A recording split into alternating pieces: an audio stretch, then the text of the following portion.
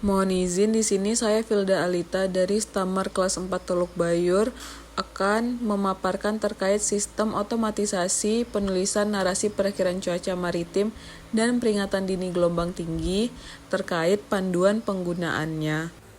Pertama, kita bisa membuka browser lalu mengetikkan link bmkg.go.id pesan otomatis Stamar Teluk Bayur. Lalu tampilannya akan seperti ini. Di sini terdiri dari 3 sheet, yaitu ada sheet pagi, sheet malam, dan juga setting. Begini tampilannya dari masing-masing sheet. Selanjutnya terkait pengisian, yang pertama ada pengisian data cuaca, yaitu di sini wilayah perairannya, yaitu wilayah perairan Sumatera Barat dan Bengkulu. Lalu pengisian tanggalnya, yaitu di sini tanggal 15 November 2024 dari pukul 17 hingga 19 WIB untuk data cuacanya. Apabila bingung, di samping sudah ada note contoh bagaimana pengisiannya. Lalu setelah data cuaca diisi, kebetulan untuk Stamar Teluk Bayur itu bertanggung jawab untuk di Sumatera Barat dan Bengkulu, lalu dilanjutkan dengan pengisian peringatan dini yang terdiri dari ketinggian gelombang, lalu dan juga wilayah perairannya yang terdampak. Di sini dapat dilihat ketinggian gelombangnya 1,7 dan wilayah yang terdampak itu perairan utara Pulau Siberut. Dapat lihat contohnya apabila membingungkan. Lalu tidak hanya satu, kita bisa memasukkan 3 bahkan lebih. Lalu selanjutnya ada kondisi cuaca dan angin. Di sini kondisi cuacanya kita dapat tulis apabila misalnya pada contoh saya menuliskan berawan hingga diperkirakan akan terjadi hujan sedang, itu dapat kita tulis. Lalu untuk arah angin, dari arah pertama kita bisa drag down dan pilih dari arah mana, seperti ini contoh timur laut hingga ke arah selatan. Untuk kecepatan anginnya sendiri itu berbentuk knot. Di sini contohnya 1 hingga 19 knot. Lalu dengan kategori ketinggian gelombang lautnya dapat diisi dalam bentuk rendah hingga sedang.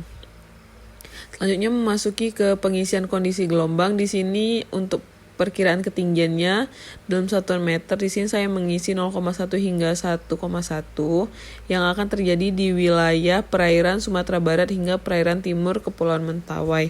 Di sini saya membuat 2 kondisi gelombang. Yang kedua yaitu nih dengan ketinggian 0,3 hingga 1,5 meter di wilayah perairan utara Pulau Siberut. Setelah itu, apabila kondisi gelombang telah diisi, kita melanjutkan dengan perakiraan pasang surut dan Teluk Bayur. Sebenarnya ini kita hanya mengisi dari data prediksi pasut Pushidros TNI AL dengan merisi tanggal berlakunya perakiraannya dari jam 7 hingga 19 WIB. Lalu kita isi berapa ketinggian pasangnya dalam meter. Di sini 1 dan ketinggian surutnya di sini 0,6.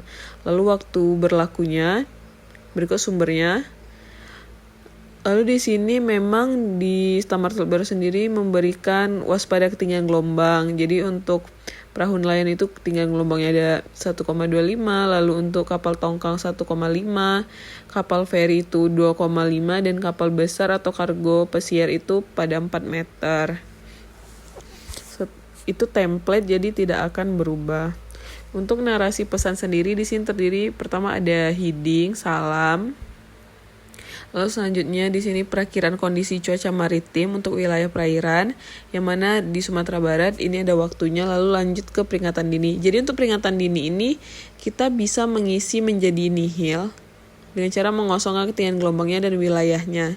Maka otomatis peringatan dini gelombangnya akan berubah menjadi nihil.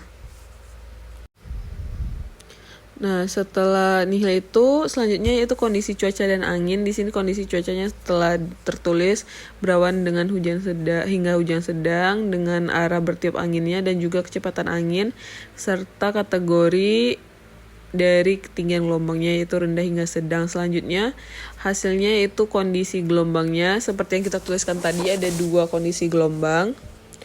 Lalu selanjutnya di sini ada perakiraan pasut yang dari data prediksi pasut Pushidros TNI AL telah dimasukkan menjadi narasi. Lalu dan ini template terkait kewaspadaan tinggi gelombang bagi masing-masing kapal.